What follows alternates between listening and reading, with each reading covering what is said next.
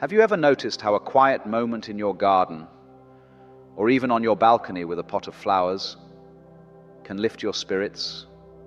Maybe you felt the sun on your back as you watered your tomatoes, or smiled at the first bloom of a rose you've nurtured for weeks. Gardening has a way of wrapping us in peace, doesn't it? But did you know it's also one of the simplest, most joyful habits you can cultivate to add years to your life and life to your years? Today we're going to dig into how gardening, yes, even that little windowsill herb garden, can become your secret to staying active, sharp, and deeply content as the years roll by. No fancy tools or sprawling landscapes needed.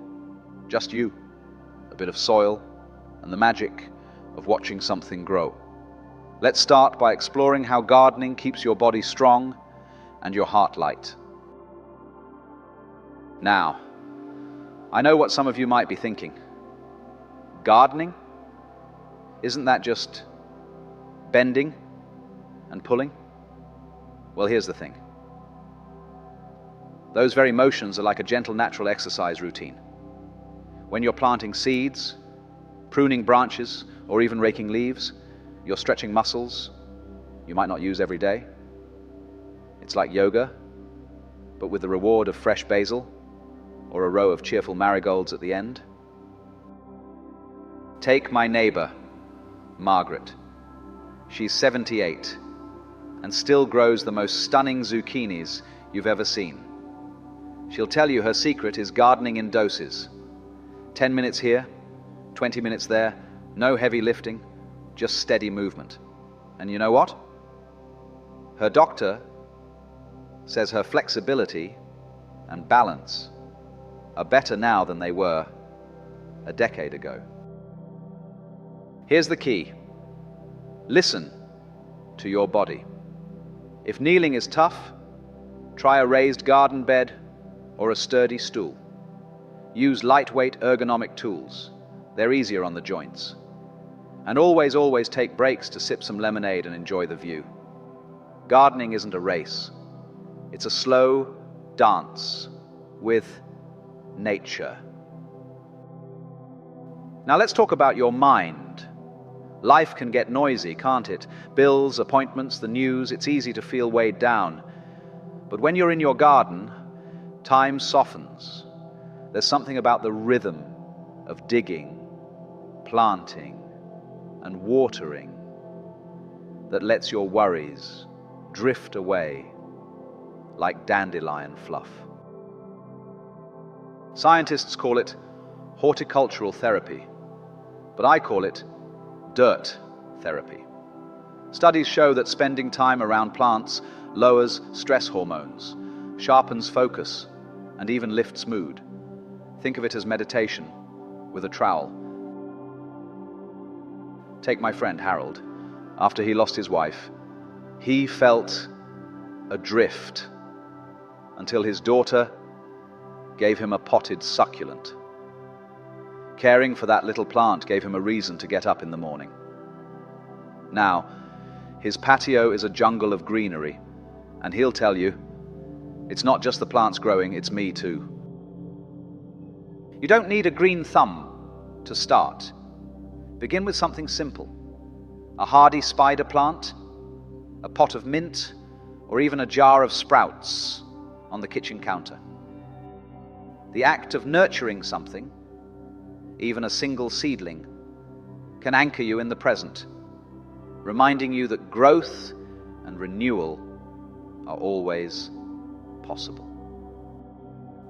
Gardening isn't just about what you grow in the ground.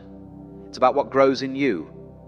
Strength, patience, quiet joy, and the best part, this is just the beginning. There's a whole world of connection and purpose waiting for you in the garden. And we'll explore that next. But for now, why not step outside, feel the earth in your hands, and let the day's troubles melt away. After all, every great garden starts with a single seed. Why not plant yours today? If you're still watching this video and found this information helpful, please leave a comment below to let me know what you think. And if you haven't already, I encourage you to subscribe and turn on the bell so you don't miss any videos. Your support helps us continue to create great content to inform and inspire you. And now, let's move on. There's a saying among gardeners: to plant a seed is to believe in tomorrow. And isn't that the truth? But here's something even sweeter. Gardening doesn't just connect us to the future, it connects us to each other. Whether it's swapping tips with a neighbor over the fence, or teaching a grandchild how to spot a ripe strawberry, every moment in the garden is a chance to grow more than plants. Let's talk about how digging in the dirt can weave you into a tapestry of community, and how that connection becomes another layer of vitality as the years go by. You know, some of the best conversations happen over a row of beans or a bed of tulips. There's something about working side by side in a garden that loosens tongues and softens hearts. Maybe it's the simplicity of the task, or the shared wonder of watching life unfold. My cousin Ruth joined a gardening club at her local senior center a few years back. At first, she went just for the free seeds, but what she found was even better. Friends. They swap stories, split harvests, and even compete to grow the tallest sunflowers. Ruth says, it's like we're all rooting for each other, literally. And it doesn't have to be a formal group. Something as simple as leaving a basket of extra tomatoes on a neighbor's porch can spark a conversation, or even a friendship. Gardening gives you a reason to reach out, to share, to feel part of something bigger. So, if you've been feeling a bit isolated lately, let your garden be your bridge. Offer a cutting from your rosemary plant, ask for advice on your peonies, or just sit on a bench and chat with passers-by.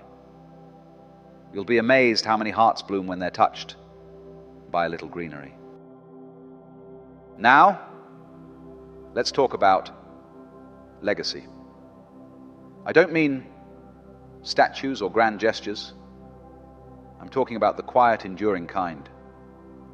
The kind that lives in a granddaughter's memory of shelling peas with you on the porch, or the scent of lavender that reminds your son of childhood summers. When you garden, you're not just tending plants, you're planting memories. Take my friend Arthur. He's 85 and has been growing the same heirloom roses his mother planted decades ago. Every spring, he gives cuttings to his nieces and nephews, telling them, "These are your great-grandma's roses. Keep them alive, and she'll never really be gone." Those roses are more than flowers. They're a thread tying generations together. Your garden doesn't need to be big to leave a legacy. Maybe it's a potted geranium your great-grandkids will one day divide and replant. Or a journal where you jot down tips, like how to keep squirrels from stealing your sunflowers. These small acts ripple forward, carrying your love and wisdom into the future. So the next time you're patting soil around a seedling, remember, you're not just growing a plant, you're growing a story. Now, I'll be honest, gardening isn't always sunshine and rainbows. Knees creak, backs protest, and some days the weeds seem to multiply while you're not looking. But here's the good news. Your garden can adapt with you. It's not about keeping up with the way you gardened at 50. It's about finding joy in the way you garden now.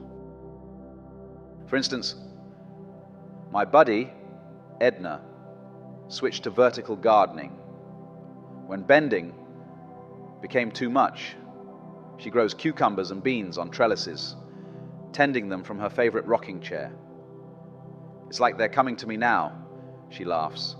Others use lightweight, long-handled tools or repurpose old baking sheets as portable seed-starting trays. The trick is to get creative, and maybe a little stubborn, about making your garden work on your terms. And don't be afraid to downsize. A single raised bed or a collection of pots on a sunny windowsill can bring just as much happiness as a half-acre plot. Focus on what you love most.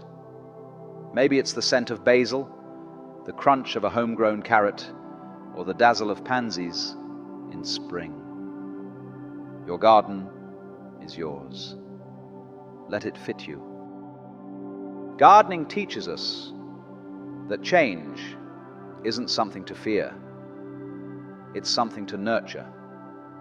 Whether it's the seasons shifting, our bodies adapting, or new faces joining us in the soil, every phase has its own beauty. And the more we lean into that rhythm, the richer life becomes. So, keep tending your patch of earth or your pots on the patio, because every time you do, you're tending your heart, your connections, and the legacy you'll leave behind. And trust me, the best is yet to grow. There's a moment in every gardener's journey when you step back, wipe the sweat from your brow, and think, I made this. Maybe it's the first time your cucumbers climb a trellis without help, or the day your grandkids bite into a sugar snap pea and grin, Grandma, these taste like sunshine. That's the magic of gardening. It feeds more than your body. It feeds your soul. Today, let's talk about the final pieces of the puzzle. How your garden becomes a pantry of vitality, a calendar of joy, and a reminder that every season of life has its own harvest. Let's start with your kitchen table. There's nothing quite like the taste of a tomato, still warm from the vine. Is there? But beyond the flavor, homegrown fruits and veggies pack a powerhouse of nutrients. When you grow your own, you're in control. No mystery chemicals, just honest-to-goodness nourishment. Take leafy greens, like spinach or kale. They're rich in vitamins K and C, which keep bones strong and immunity high, things we can't take for granted as we age. And herbs like parsley or thyme, they're not just garnishes. Toss them into soups or salads for a burst of antioxidants. Even something as simple as a radish, pulled fresh from the ground, is crunching with fiber and folate. My Aunt Mabel, who's 82, calls her garden her medicine cabinet. She juices her homegrown carrots for vitamin A, steeps mint leaves for digestion, and swears her arthritis improved when she started eating more homegrown berries. It's like the earth knows what I need, she says. And maybe she's onto something. When you grow what you love and love what you grow, every bite becomes a step toward vitality. Now let's talk about seasons. Gardening teaches us to move with them, not against them. In spring, there's the thrill of seedlings pushing through soil. Summer brings the sweat and sweetness of tending. Autumn? That's the golden hour of harvest. And winter? Well, that's when the garden rests, and so do we. Embracing these cycles can be a balm for the soul, especially when life feels unpredictable. My friend Clara plants her peas on the first full moon of March, just like her mother taught her. "It's my anchor," she says. "No matter what's happening in the world, the moon still rises and the peas still grow." You don't need to follow the almanac to the letter. Just let the garden remind you that after every winter comes a spring. If your knees protest, try winter sowing in milk jugs or growing microgreens indoors. The point isn't perfection, it's participation. Every tiny act of tending keeps you in step with the rhythm of life. Finally, let's not forget the simplest reward: joy. Not the loud, flashy kind, but the quiet, steady sort that comes from watching a bee pollinate your squash blossoms or hearing the snap of a green bean fresh off the vine. Gardening trains us to notice these tiny miracles, to slow down and savor. Remember Frank, the man who started with one sad-looking geranium after retirement? Well, that geranium led to a patio full of ferns, then a community garden plot. Last I heard, he's hosting tea and composting workshops for his grandkids. Turns out, I'm not just growing plants, he told me. I'm growing fun. And that's the heart of it, isn't it? Gardening isn't a chore. It's a choice to embrace curiosity, play, and wonder, no matter your age. So if you're ever feeling stuck, just ask yourself, what if I planted something today? Even a single seed in a cup of dirt can be the start of something beautiful. Gardening isn't about adding years to your life,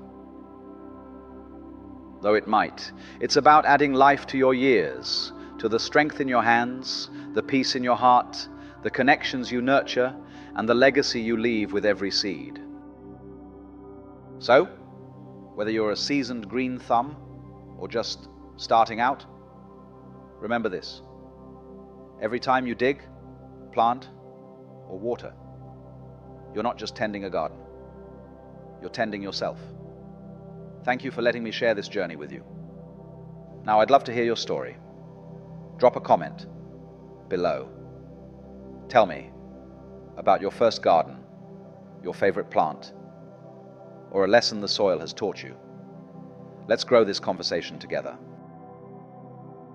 If this video inspired you, pass it along to a friend who needs a little green in their life. And don't forget to hit like and subscribe for more ways to thrive in every season. Until next time, keep your hands in the dirt and your heart in the sunshine. Here's to blooming right where you're planted.